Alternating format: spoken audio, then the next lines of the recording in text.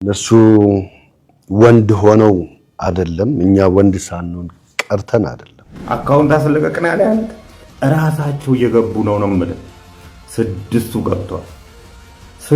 ገብቷል። ፌደራል ፖሊስ ደውሎ ጠርቶ እንወያይ ነው ያለን። መያዣ ወረቀት አልሰጠንም። ኑ ትፈልጋላችሁ ተጠርጣሪ ናችሁ አልተባለም። እንደወጣችሁ በትኩሱ በተፈታችሁ እለት ይሄን መግለጫ ዛሬ የምትሰጡትን መስጠት ያልፈለጋችሁበት ምክንያት ምንድነው? የ5 ሚሊዮን ብር እና የ4 ሚሊዮን ብር መኪና አርታለኝ እኔ እዛ ውስጥ ገባለሁ። እኔ ነኝ መርማሪው፣ እኔ ነኝ ኮማንደሩ፣ እኔ ነኝ እንትኑ፣ እኔ ነኝ ምናምን የሚሉ ደፋሮች። እንደ ባለሙያ ብትጠይቀኝ ገና ላላመጣ ድርጅት ያመጣል ብዬ ከተማመንኩበት እሰራለሁ። በፍጹምና በፍጹም ይህን ምስኪን ህዝብ እኔም አንዱ ነኝ ላጭበረብር የምነሳ ሰው አይደለም። ህብረተሰቡን ሲያስለቅሱ ደም ሲያስመጥጡ ላብ የሰው ላብ ነጭ ላብ ሲያዘርፉ የኖሩ ናቸው። ጅቡቲ ላይ መኪና ምናምን ያሉት የለም። ዝም ብሎ ፎቶግራፍ ለጥፈው ነው እያየ ነው። ትልቅ ሰው ነው እንግዲህ ይመስለኝ። አይ ቲንክ ትልቅ ሰው ነው በደምው በመኑ ይመስላል። ግን አሁን በህግ ጥላ ስር አይደለም፣ እውነት ይፈርዳል። በእንዲህ ጉዳይ ታስሮ ተጠርጥሮ መዋል እና ስሜት ምን ይመስላል?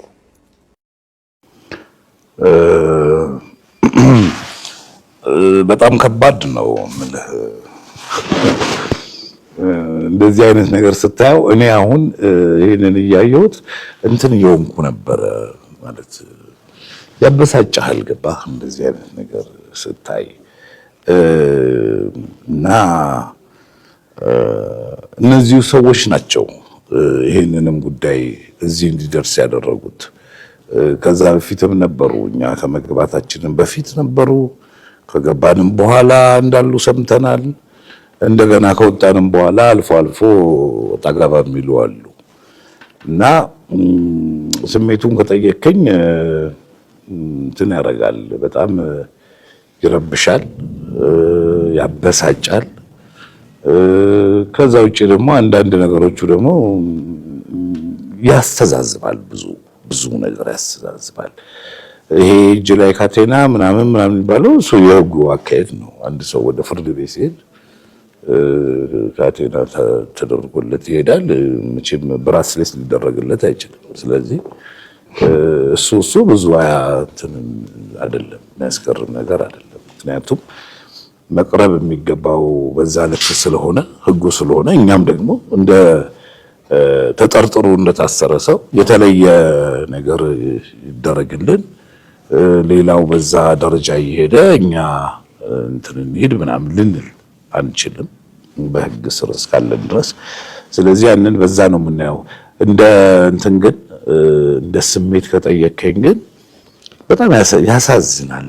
እንደዚህ በአደባባይ ወጥተው አለምንም መረጃ ሊኖራቸው ይችላል፣ ውሸትም የእውነትም፣ አለምንም ማስረጃ አለምንም እውነት የሰዎችን ስም በዚህ ልክ ማጥፋት፣ ያውም ደግሞ እንደዚህ አይነት ሰዎች ከዚህ በፊት በዚህ ደረጃ ላይ ስማቸው ተነስቶ የማያውቅን ሰዎች በዚህ ልክ እንትን የማለቱ ጉዳይ ትንሽ ይከብዳል። እና መጀመሪያ ስለጠየቀኝ ነው የመለስኩት እንጂ በዚህ ስሜት ሆኜ ትንሽ ባልጠይቅ ሌሎች ጓደኞቼ በፍጹምና በፍጹም ይህን ምስኪን ህዝብ እኔም አንዱ ነኝ ላጭበረብር የምነሳ ሰው አይደለም። ህብረተሰቡን ሲያስለቅሱ ደም ሲያስመጥጡ ላብ የሰው ላብ ነጭ ላብ ሲያዘርፉ የኖሩ ናቸው። ጅቡቲ ላይ መኪና ምናምን ፋሮች ባለሙያ የፊንቴክ ተከሳሾች እያለቃቀሱ ነውና ምንድነው አሁን እኮ አቃቢ ይዞታል፣ ተከሳችኋል፣ አንድ ወዳችሁ ማረሚያ ቤት ናችሁና ምንም ያጠፋነው ነገር የለም። የእናንተ ማስረጃ መውጣቱ ትክክል ነው። እናንተ ግን ከኛ ጋር አልባችሁ ለምን እንትን አንገጥምም? ኤምኤምኤ ፋይት ታውቃለህ? ሚክስር ማርሻል አርት ከነዚህ ሄዶ ጋር ሆነን ኑ እንገጣጠም እንዴ በፍትህ ተያዘላል እንዴ? ምን አባት ትፈልጋለህ ከዚህ ውጪ? እኛ ምን እናርግ? እኛን እንደ ከሰስን አቃቢ ህግ እኮ የሚያስከስስ ነገር ስላለባችሁ ነው ከሰሳችሁ። እኛ ምን እናርጋችሁ? እንደዚህ አድርገው ስማችን አጥፉ ትላለህ እንዴ? ስም አጥፉ ትላለህ እንዴ? ገና ትታሰራለህ። ገና አቃቢ ግዞት አልኩ ጉዳዩ። ከሰለሞን ጋር ግን ያላለቀ ጉዳይ አለን። ሰለሞን የልብ ህሙማን ብለህ የሰበሰብከው ብር የት ነው? በዚሁ አጋጣሚ ብትነግረን ደስ ይለኛልና አለ አንተ ጋር እግዚአብሔር የት እንዳረከው አላውቅም።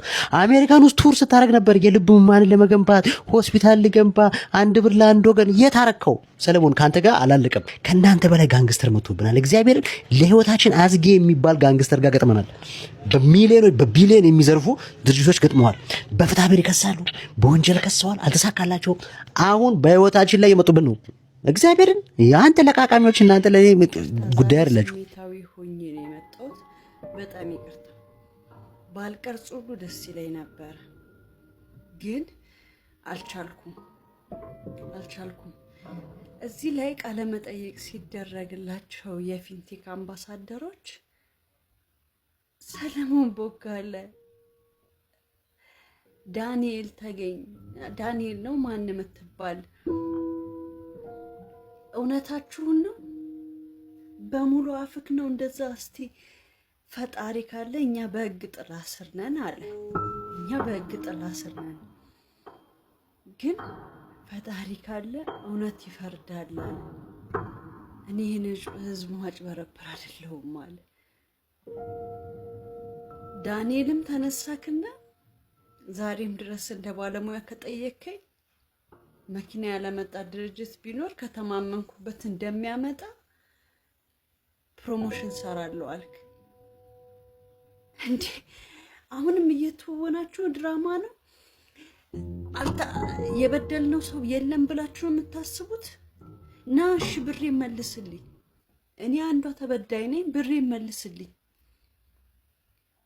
እሺ ብሬን አሰጠኝ። አልበደልክም አይደል? አልሰራህም አይደል? አምነህበታል አይደል? ካመንክበት የት አለ? 2 ዓመት ሙሉ ገንዘባችን ተበልቷል። የለም ከተማመንክበት እሺ ወይ መኪናውን አሰጠኝ ወይ ብሬን አስመልስልኝ። እንዴ ፈጣሪን ስም ስትጠሩ ትንሽ አታፍሩም? እንደውም እኮ በቃ ጊዜ ይፍታው ብለን እኔ በበኩሌ በግሌ ብጠይቀኝ ጊዜ ይፍታው በቃ ህግ የያዘው ጉዳይ ነው፣ ጊዜ ይፍታው የጊዜ ጉዳይ ብዬ ዝም ብዬ ተቀምጬ ትቼዋለሁ። የተውኩበት ምክንያት ደግሞ ምንም ነገር ስላጣው ነው። በህግም በምንም በእያንዳንዱ ነገር እዛ ድርጅት ላይ አንድ ሚያዝ እንኳን እዚህ ግባ የሚባል ንብረት ስላጣው ነው ቁጭ ብዬ የተቀመጥኩት። ገንዘቤ ግን ተበልቷል። ላቤ ግን እዛ እናንተ ጋር ነው ያለው። ከዛስ አሁን መታችሁ የምትናገሩት እውነት የፈጣሪን ስም እናንታችሁ የምትጠሩት? የብዙ ሰው ህይወት በእናንተ ምክንያት ብዙ ህይወት እኮ አጥቷል። ብዙ ሰው ራሳቸውን ያጠፉ ትዳራቸውን የበተኑ ስንቶች እኮ አሉ እንዴ። እኔ በእናንተ ምክንያት እዛ ብሬ በመበላቱ ምክንያት ይሄ አሁንም ድረስ ደረታችሁን ነፍታችሁ የምታወሩበት ድርጅት ብሬን በመያዙ ምክንያት ብዙ ህይወት ተመሰቃቅሏል። ብዙ ነገር የለፋውበትን የደከምኩበትን ነገር ብዙ ነገር አጥቻለሁ በእናንተ ምክንያት። እንደ አዲስ ነው እየጀመርኩ ያለሁት። ከሞራል መሰበር በላይ አሁን ወጣን ከገንዘባችን ከማጣታችን መፍትሄ ካለማግኘታችን በበለጠ ደግሞ ወጣችሁ እናንተ እዚህ ጋር የምትናገሩት የበለጠ ያሳመማል። እውነት ነው። ፈጣሪ አለ ብለክ የለ ፈጣሪ ይፍረድና አንተ እኔ እስከዛሬ እግዚአብሔርን እርግማንም ከሆነ በቤትክ ይግባ። እኔ የሌላውን ቶ ይሄ ህይወቱን ያጠፋው ምናም ሳይለው አይመለከተኝም። እኔ አንዷ ተበዳይ ስለሆንኩ እኔ ላይ የሆነው ነገር በሙሉ ግን ባንተ ደጅ ይግባ።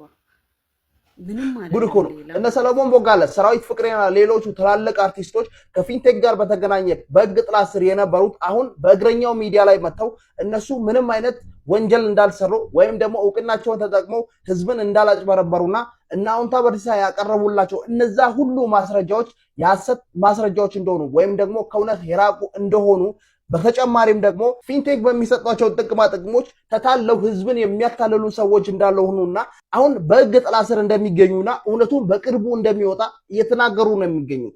ታዲያ እናንተ ምን ትላላችሁ? እናንተ በርሳ ያቀረቧቸው ማስረጃዎች በአጠቃላይ የሐሰት ናቸው ብላችሁ ታምናላችሁ? እነዚህ ታዋቂ አርቲስቶችም እውቅናቸውን ተጠቅመው ህዝብን አላጭበረበሩም ብላችሁ ታምናላችሁ?